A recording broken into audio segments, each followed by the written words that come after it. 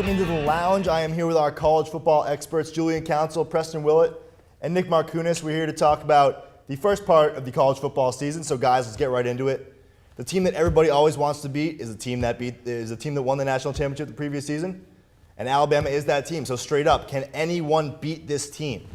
Yeah, this question is asked every year, and I'm kind of getting tired of it. But yes, Alabama can be beaten. You saw this weekend Virginia Tech held them 206 offensive yards. If it weren't for Christian Jones, it could have been a tighter game, and then again, Logan Thomas wasn't very good.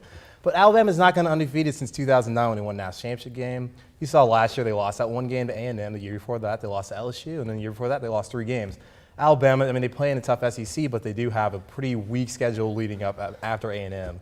And Yeah. I mean, I can see them, going undefeated, but I don't see it. The schedule is definitely weak after Texas A&M because, I mean, you got games against Ole Miss, LSU, Arkansas, but those are all at home. They got a very easy schedule. They play Georgia State in Chattanooga this year.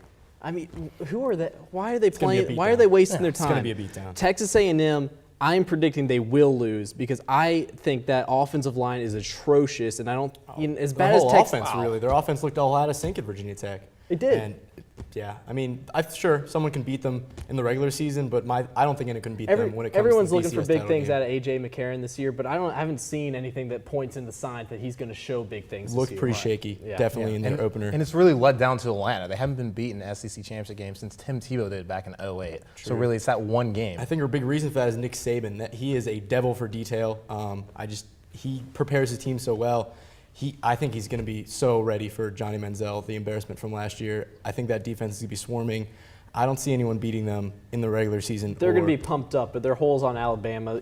Both teams are weak. The Texas A&M defense was weak last week, so we'll see what they can do. Well, it'll be interesting, but the thing about the SEC is someone can always win, So it's always up in the air. Always. Let's move from Alabama, who won the national championship last year, to the team that they beat, Notre Dame. Lost Everett Golson for the season this year due to an academic ineligibility. So can they, with Tommy Rees, get back to a BCS Bowl? Yeah, sure. Why not? I've seen much worse Notre Dame teams coming into the season that have been predicted to go to the national championship game. And the thing is, Notre Dame has such an easy path to get there. They could lose 2, maybe even 3 games and still be a BCS team because their play out and they don't have a conference. Right, that independent. The independent, it helps them a lot. And they have the prestige that is Notre Dame.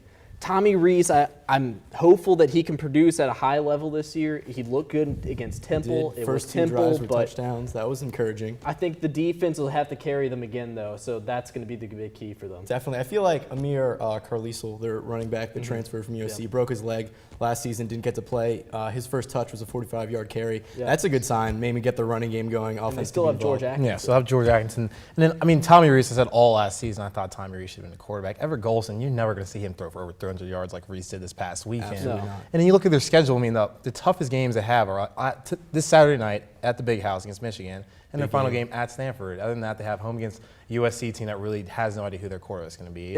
It'll be a tough game, though, because there's going to be a lot of emotions flowing in this one because this is the last one for a while at least.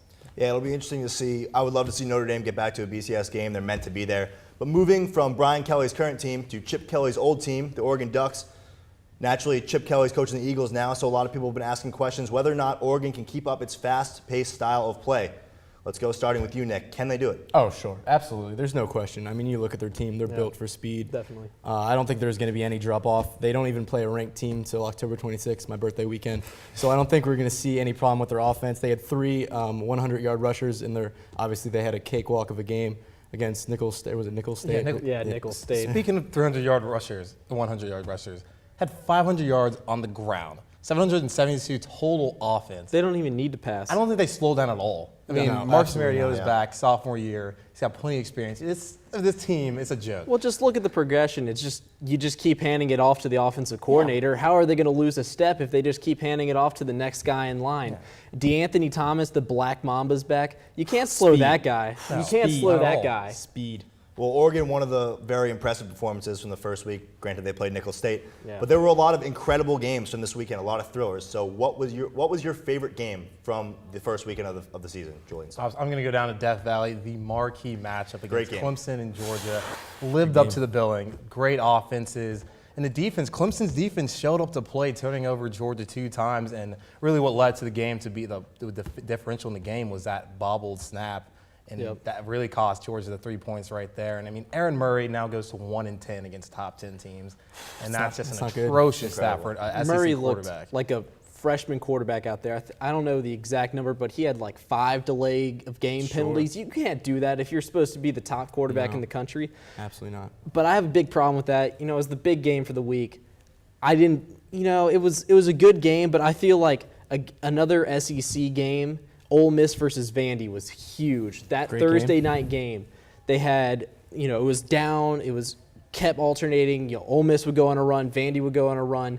It was kind of like a college basketball game almost. Yeah. But then you get to the final couple minutes in the game, and you have Vandy just all of a sudden throw a wide open touchdown pass, and you're like, oh wow, now Ole Miss is out of it. But then you get Ole Miss run a 75-yard touchdown all the way to the house. Sure. I'm keeping with the offensive theme. I'm going with Eastern Washington upsetting Oregon State 49-46. You got the FCS school beating a top 25 team. Sure, they were the only 25, but still, that's always exciting when the little guy pulls off the upset. So for me, that was definitely the game of the weekend. Oh, yeah. Only second time it's happening.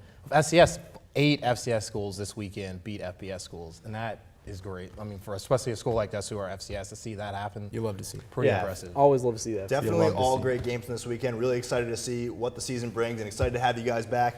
Thanks for stopping in and hanging out with us at the lounge. Next up, Ryan Ballack sits down with our tennis experts to talk a little U.S. Open. Don't go anywhere.